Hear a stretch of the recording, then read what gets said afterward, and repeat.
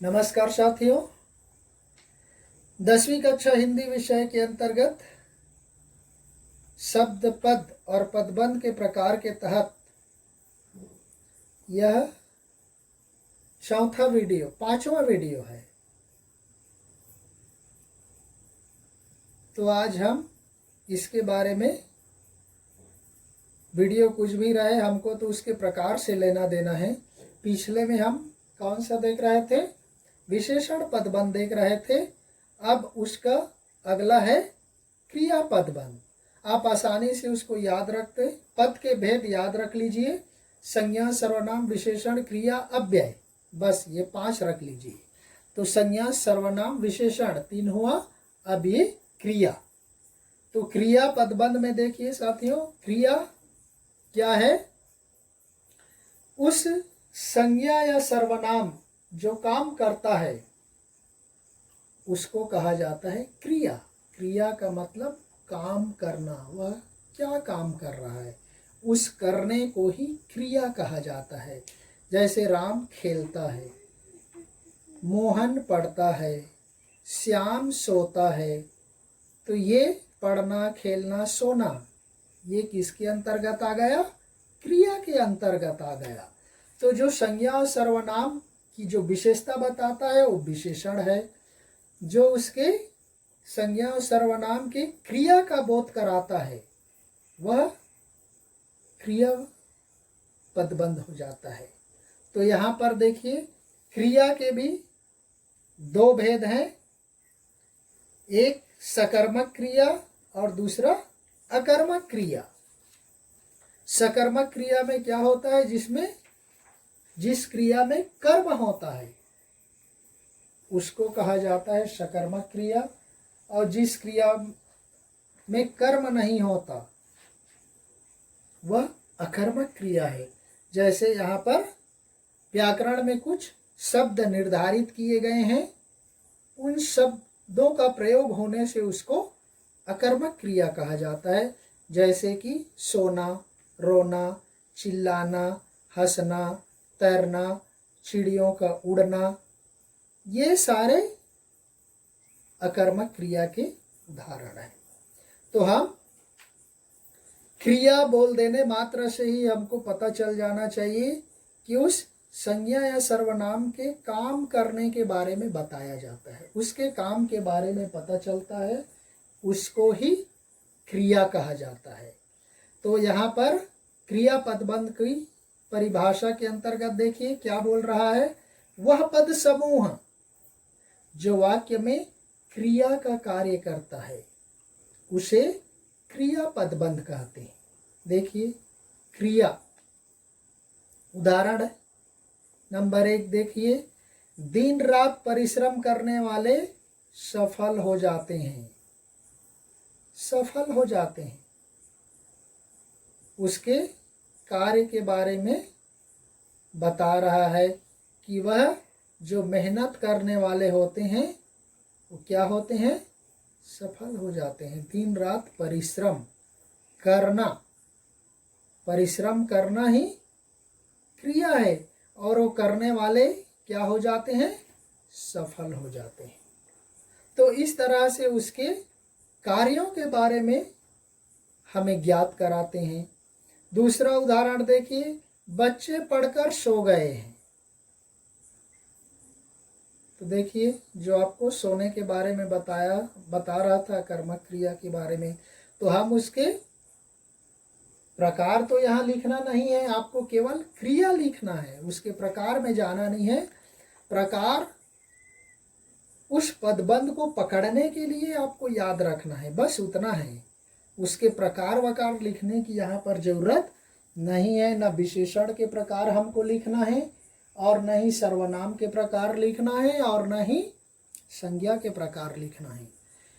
उसके प्रकार के शब्दों के अंतर्गत हम उस वाक्य में आए शब्द के तहत हम उस पदबंध के उदाहरण को पकड़ना है।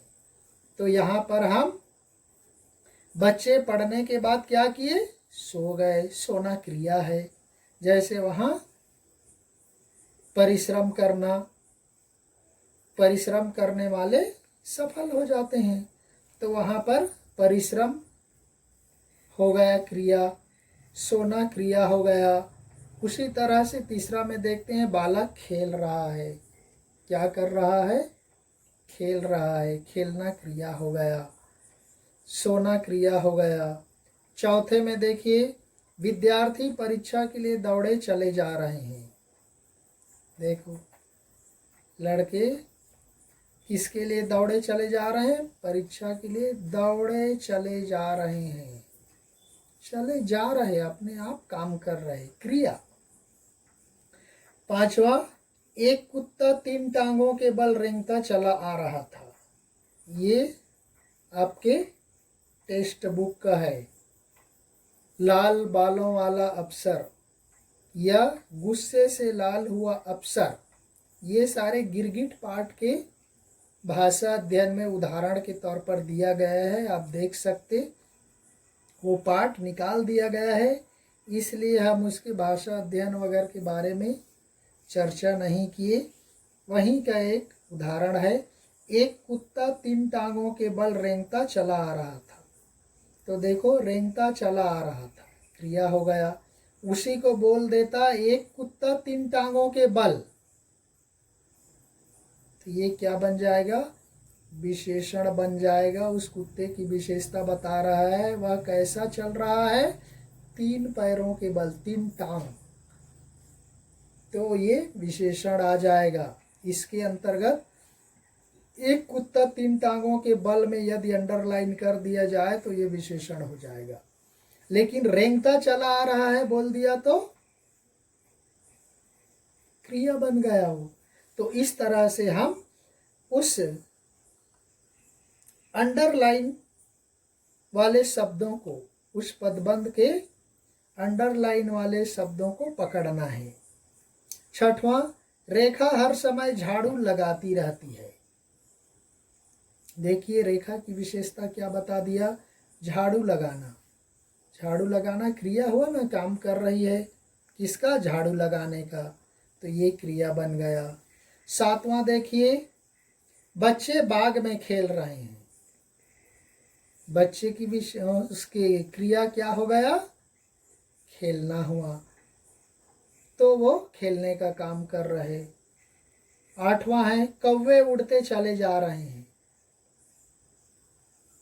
कौवे का उड़ना भी अकर्मक क्रिया होता है, तो यहाँ उड़ते चले जा रहे हैं, उड़ते चले जा रहे हैं, ये क्रिया हो गया। नेक्स्ट 9वां है, नाव पानी में डूबती चली गई। डूबती चली गई, नाव पानी में डूबती चली गई, डूबती चली गई, क्रिया हो गया। नेक्स्ट 10वां है, मैं लिख सकता हूँ। वह लिखने का कार्य कर रहा है। तो इस तरह से यह क्रिया हो गया। तो जो संज्ञा और सर्वनाम के कार्यों के बारे में बताए, उसके कार्य के बारे में बताए, वह हो जाएगा क्रिया पदबंध। इसमें ज़्यादा बताने के लिए कुछ भी नहीं है, क्योंकि इसके 2 ही प्रकार हैं, सकर्मक और अकर्मक, और उस संज्ञा सर्वनाम के कार्य के बारे में बताता है, वह क्रिया है। इतना जान लेना ही आपके लिए काफ़ी है, पर्याप्त है। तो बस इसको यहीं पर समाप्त करते हैं। नेक्स्ट और लास्ट है क्रिया विशेषण पदबंध, उसके बारे में नेक्स्ट वीडियो में देखेंगे। तब तक के लिए धन्यवाद। जय हिंद।